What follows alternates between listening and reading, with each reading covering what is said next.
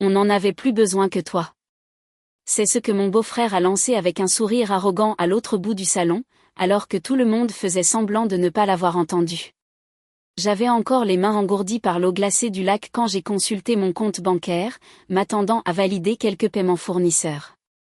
Au lieu de cela, j'ai vu chaque euro que j'avais économisé pendant 5 ans s'évaporer en un seul rafraîchissement d'écran. 0. Tout avait disparu. J'ai levé les yeux vers lui. Il a levé son verre, son rire était assez tranchant pour blesser. Il pensait que je m'effondrerais là, dans cette maison de vacances. Mais la vérité était simple. Ce n'était pas le moment où je me brisais. C'était le moment où je me réveillais. Je m'appelle Camille, et pendant la majeure partie de ma vie, j'ai cru que la famille était quelque chose de solide, quelque chose sur quoi on pouvait s'appuyer sans craindre que le sol se dérobe. J'ai grandi à Nantes dans une petite maison qui sentait toujours la sueur de bois et le café du dimanche matin. Mes parents tenaient une petite quincaillerie en périphérie de la ville, le genre d'endroit où les habitués s'arrêtaient juste pour discuter. Ils m'ont élevé en m'apprenant à travailler dur, à tenir parole et à ne jamais prendre plus que ce que j'avais gagné. Manon, ma petite sœur, était différente. Elle traversait la vie comme si tout lui était dû. Alors que je passais mes étés à ranger les rayons du magasin, elle passait les siens à courir les fêtes, les garçons et les frissons nocturnes. Maman soupirait, papa souriait, et moi je la couvrais, me disant qu'elle avait juste besoin de temps pour mûrir. Mais le temps ne nous a pas donné ce que nous espérions. Peu après mes 25 ans, un chauffard a brûlé un feu rouge et a emporté mes 2 parents en un instant. Le monde ne s'est pas contenté de se briser, il s'est vidé. Nous étions assis dans le bureau du notaire quelques jours plus tard, engourdis, respirant à peine, écoutant l'inventaire de la succession. Une maison modeste, le fonds de commerce et un petit compte d'épargne. Quand tout a été réglé, Manon et moi avons chacune reçu notre part. J'ai investi la mienne dans la boutique de décoration dont je rêvais depuis des années. Elle a investi la sienne dans Julien. Il est entré dans sa vie comme un ouragan, bruyant, charmant, mais trop lisse pour être honnête.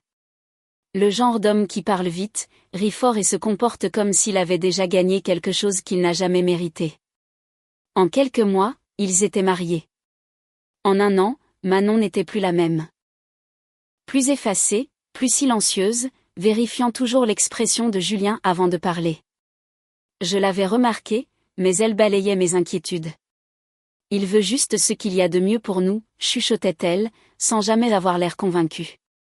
Cette réunion de famille au bord du lac d'Annecy était l'idée de l'oncle Jacques, une chance de repartir à zéro en famille. Je l'avais cru. J'avais chargé la voiture de collations, de pulls pliés et de ce sentiment d'espoir chaleureux qu'on ressent quand on veut que les choses s'améliorent. Quand je suis arrivée au ponton, la lumière du soleil ricochait sur l'eau comme un message de bienvenue. Ma cousine Chloé m'a serré dans ses bras la première. Elle s'est penchée et a murmuré « Prépare-toi psychologiquement ». À l'intérieur, j'ai essayé de faire comme si tout était normal. J'ai souri. J'ai fait la conversation, mais le rire de Julien résonnait dans toutes les pièces. Et chaque fois que Manon me regardait, c'était comme si elle voulait dire quelque chose, sans pouvoir le faire. L'atmosphère était lourde, comme un orage attendant le bon moment pour éclater.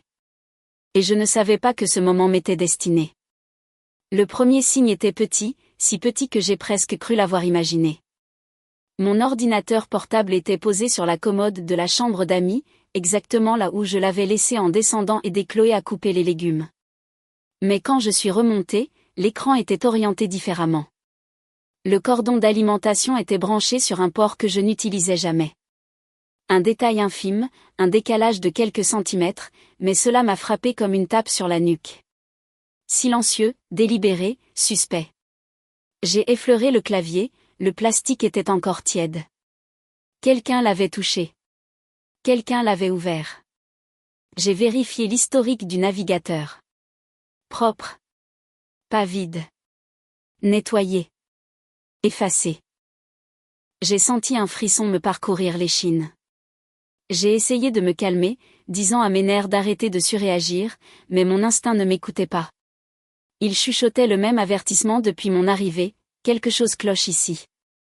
Plus tard ce soir-là, alors que tout le monde jouait à la belote dans le salon, j'ai pris mon téléphone pour valider un paiement habituel pour la boutique. Au lieu de la confirmation habituelle, j'ai vu un bandeau rouge, paiement refusé. J'ai froncé les sourcils, réessayé, et reçu le même message. C'était inhabituel, mais je n'ai pas encore paniqué. Les problèmes techniques, ça arrive. Ce n'est que le matin que tout a basculé. Claire, mon employée, m'a appelé alors que j'étais encore à moitié endormie. Sa voix était tendue, sèche, trop contrôlée. Camille, le virement fournisseur a été rejeté à nouveau. Et ton compte affiche sans provision, point. Mon estomac s'est noué. C'est impossible. Mais avant même d'ouvrir mon application bancaire, je savais ce que j'allais voir. Une partie de moi le savait depuis des heures. L'écran a chargé, les chiffres ont changé. Et puis, il n'y avait plus rien. Pas une erreur, pas un bug. 0. Chaque euro que j'avais économisé pendant 5 ans, disparu. Je suis entré dans la cuisine comme un fantôme. L'odeur du café, les bavardages, le bruit des fourchettes, tout semblait lointain, irréel. Quand j'ai dit « mon argent a disparu », la pièce est devenue silencieuse. L'oncle Jacques s'est levé. « Disparu ? Comment ça disparu ?» J'ai montré mon téléphone. Viré cette nuit. La totalité. Des halètements, des murmures. Chloé s'est précipitée à mes côtés. Seules 2 personnes n'ont pas bougé. Manon fixait sa tasse comme si elle voulait disparaître dedans, et Julien se penchait en arrière sur sa chaise, les bras croisés, l'expression vide. « Tu as appelé la banque » a chuchoté Chloé. « Oui. » Ma voix sonnait creux. Ils ont dit que le mot de passe et les questions de sécurité avaient été saisis correctement depuis un appareil reconnu. Un froid glacial a traversé la cuisine. Je n'ai regardé personne d'autre que Julien. « Tu étais près de mon ordinateur hier », ai-je dit doucement. « Es-tu entré dans ma chambre ?» La tête de Manon s'est relevée brusquement. « Tu accuses mon mari ?» Julien a laissé échapper un rire, bref, suffisant, méprisant. « Peut-être que ta petite associée a fait une erreur. Ou peut-être que tu ne sais pas comment fonctionne l'argent. » Son ton tranchait l'air comme une lame. « Montre-nous tes relevés bancaires, ai-je dit. Si tu es si stable financièrement. » Son sourire s'est contracté, à peine. « Je ne te dois aucune preuve. » « Ah vraiment ? Parce que si tu n'étais pas impliqué, tu crierais plus fort que n'importe qui ici. » Les mains de Manon tremblaient. Elle refusait de me regarder. Julien s'est finalement penché en avant, la voix assez froide pour givrer une vitre. « On n'en avait plus besoin que toi. » La pièce a explosé, des cris, de l'incrédulité, mais je n'entendais rien de tout cela. J'ai juste senti quelque chose en moi se durcir, se stabiliser, s'aiguiser. Ce n'était pas un malentendu. C'était une trahison, planifiée, personnelle et précise. Et c'est à ce moment-là que j'ai cessé d'avoir peur. Je ne me souviens pas m'être assise. L'instant d'avant, j'étais debout dans la cuisine avec les mots de Julien résonnant dans mes oreilles, et l'instant d'après, mes jambes semblaient trop faibles pour me porter. Mes paumes étaient froides, ma respiration superficielle, mais mon esprit. Mon esprit était soudainement plus clair qu'il ne l'avait été depuis des années.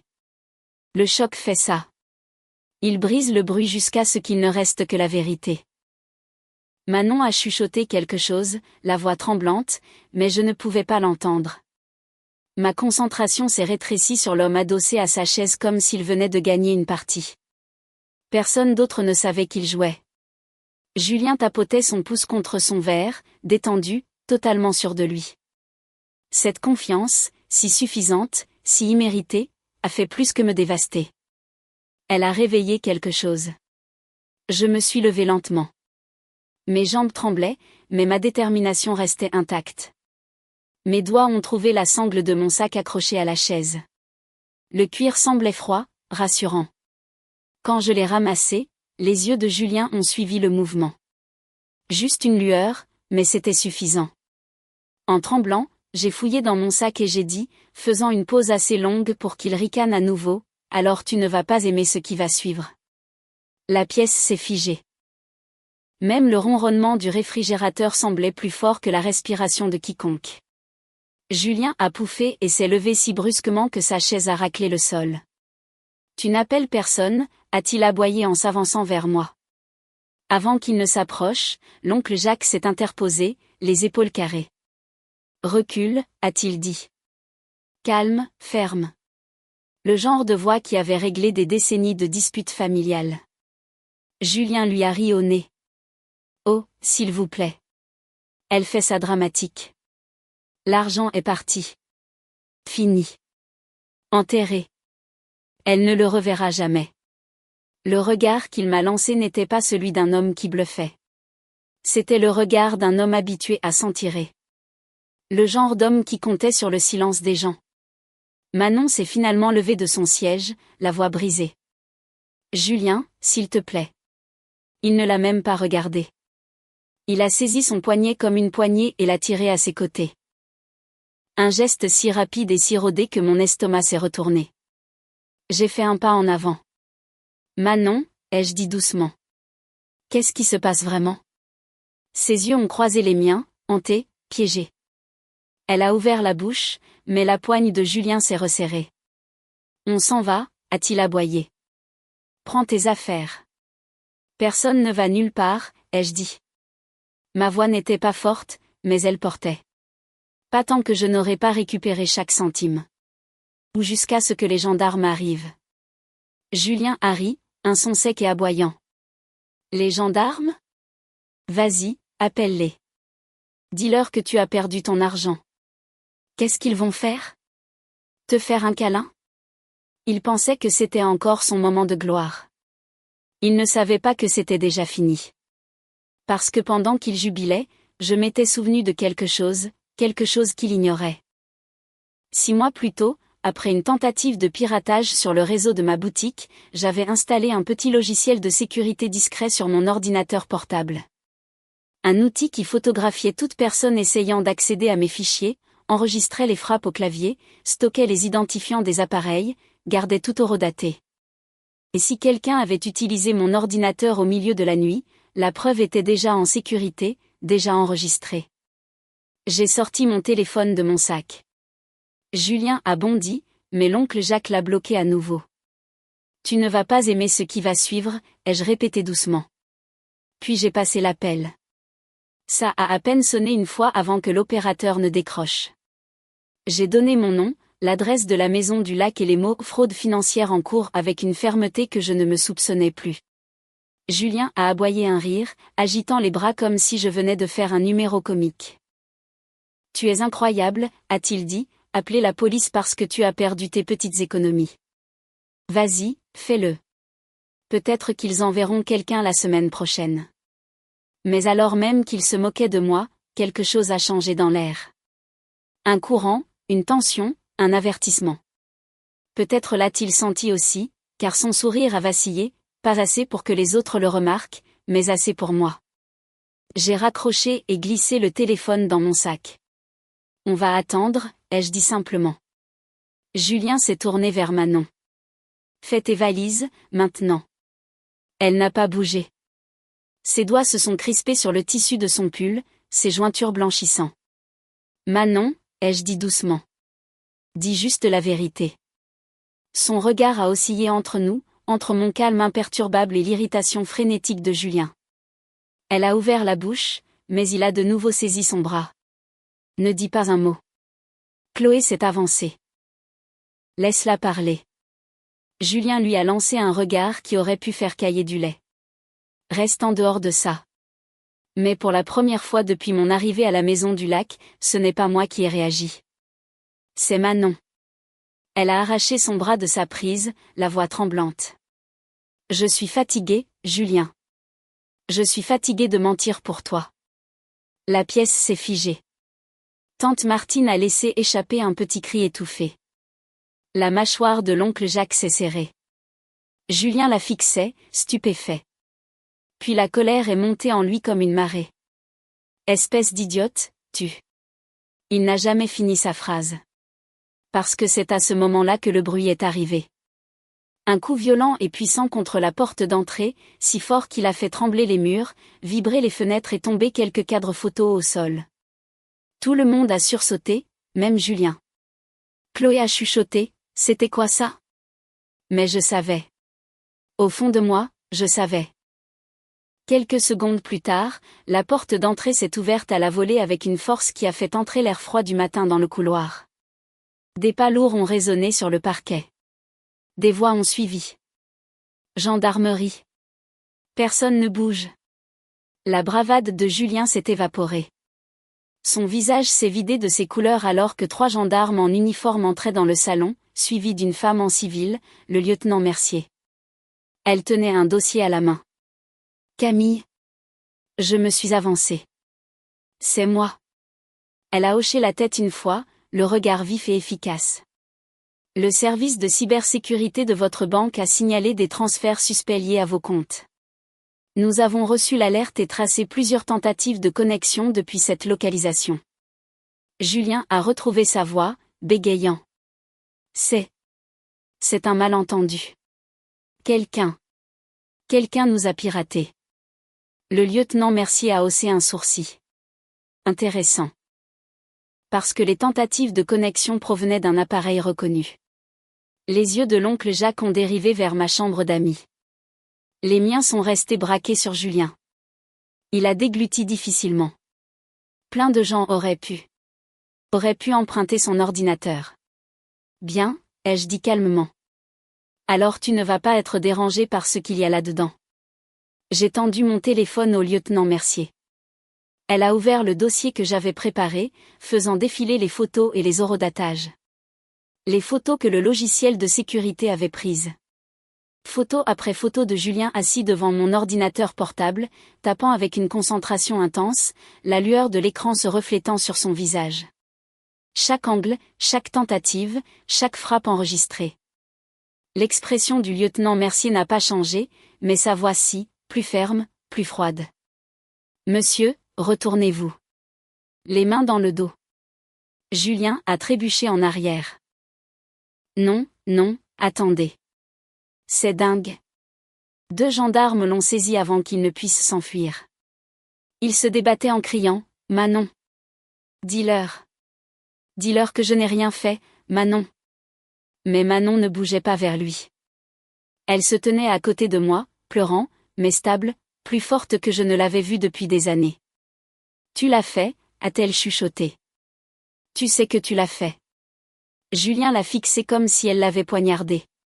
Espèce de minable. Le lieutenant l'a coupée. Ça suffit. Ils lui ont passé les menottes. Son alliance a teinté contre le métal alors que ses mains tremblaient. Tu crois que tu es libre sans moi, a-t-il craché à Manon. Tu n'es rien sans moi. Manon s'est approchée, non pas pour le réconforter, mais pour lui asséner le coup le plus calme et le plus tranchant. Je n'étais rien avec toi. Son visage s'est tordu, sa bravade s'est effondrée, et pour la première fois depuis que je l'avais rencontré, Julien a eu l'air effrayé. Alors qu'il le traînait vers la porte, il a crié mon nom comme si c'était une accusation.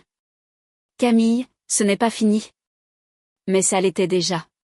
Quand les officiers l'ont sorti, la maison est devenue silencieuse. Complètement silencieuse. Tante Martine essuyait ses larmes. L'oncle Jacques a laissé échapper un soupir tremblant. Chloé m'a touché l'épaule. Puis Manon s'est effondrée dans mes bras, non pas par faiblesse, mais par soulagement, comme si un poids qu'elle portait depuis des années venait enfin de glisser de son dos. Je suis désolée, pleurait-elle. J'aurais dû te le dire. J'aurais dû le quitter. Je ne savais juste pas comment. Je l'ai serré plus fort. C'est fini maintenant, ai-je dit. Tu es en sécurité. Le lieutenant Mercier est revenu. Avec toutes ces preuves, vous récupérerez probablement la majeure partie des fonds, et il ne pourra plus utiliser de menaces ou de coercition contre qui que ce soit pendant un long moment. J'ai hoché la tête, mais mes yeux ont dérivé vers la fenêtre, l'endroit où Julien se tenait la veille, riant comme s'il possédait le monde. Aujourd'hui, le monde lui avait répondu, et il ne riait pas. La maison du lac semblait différente après le départ de Julien, plus calme, plus légère, presque comme si les murs eux-mêmes expiraient. Les voitures de la gendarmerie avaient déjà dévalé la longue allée de gravier lorsque Manon et moi sommes sortis sur le perron. Elle paraissait toute petite dans la lumière du matin, mais pas fragile, plutôt comme quelqu'un qui réalise enfin que le monde n'était pas aussi sombre qu'on lui avait appris à le croire. Au cours de la semaine suivante, tout est allé très vite. Le lieutenant Mercier m'a tenu informé alors que la banque récupérait les enregistrements de transfert et traçait la piste numérique de Julien. Quand elle m'a appelé pour me dire que la majeure partie de l'argent serait restituée et que les pertes restantes seraient couvertes par l'assurance fraude, je me suis assise au bord de mon lit et je me suis autorisée à respirer pour la première fois depuis des jours. 5 ans de travail. Sauvé. Manon a passé son propre appel à une amie qui avait une chambre d'amis et a demandé le divorce peu après. Elle a emménagé avec moi, temporairement, remplissant mon appartement de douces excuses et de l'odeur de ses pâtisseries nocturnes. Il y avait des moments où la culpabilité la submergeait par vagues, mais je lui rappelais que survivre à quelqu'un comme Julien n'était pas une faiblesse. C'était de l'endurance. Et maintenant, elle choisissait quelque chose de mieux. Quelques week-ends plus tard, la famille s'est réunie à nouveau à la Maison du Lac. Cette fois, non pas pour une réunion, mais pour une renaissance. Nous avons repeint les rampes du porche, réparé les fenêtres que Julien avait claquées lors d'une dispute des mois plus tôt, et ouvert tous les rideaux pour laisser entrer la lumière. La maison ne semblait plus hantée. Elle semblait reconquise. Et alors que je me tenais sur le ponton, regardant l'eau onduler sous le soleil, j'ai réalisé quelque chose de simple et de vrai: la justice n'efface pas la douleur, mais elle libère assez d'espace pour laisser la guérison s'installer. Un mois plus tard, je me tenais à l'intérieur de ma deuxième boutique, la lumière du soleil se déversant sur les nouveaux présentoirs comme une promesse que je m'étais battue pour tenir. L'argent était revenu. Les portes étaient ouvertes. Et pour la première fois depuis longtemps, je me sentais ancrée dans une vie que j'avais bâtie moi-même. Manon est passée cet après-midi-là avec des viennoiseries fraîches, son sourire plus doux, plus stable. Elle n'était pas encore guérie, mais elle avançait vers quelque chose de vrai, quelque chose à elle. En repensant à la Maison du Lac, à Julien, à tout ce qui s'était brisé et à tout ce qui s'était reconstruit, une vérité m'est restée. Les liens du sang ne donnent à personne le droit de vous faire du mal. Les limites, si. Si cette histoire a résonné en vous, partagez votre expérience dans les commentaires et abonnez-vous pour ne pas manquer la prochaine vidéo.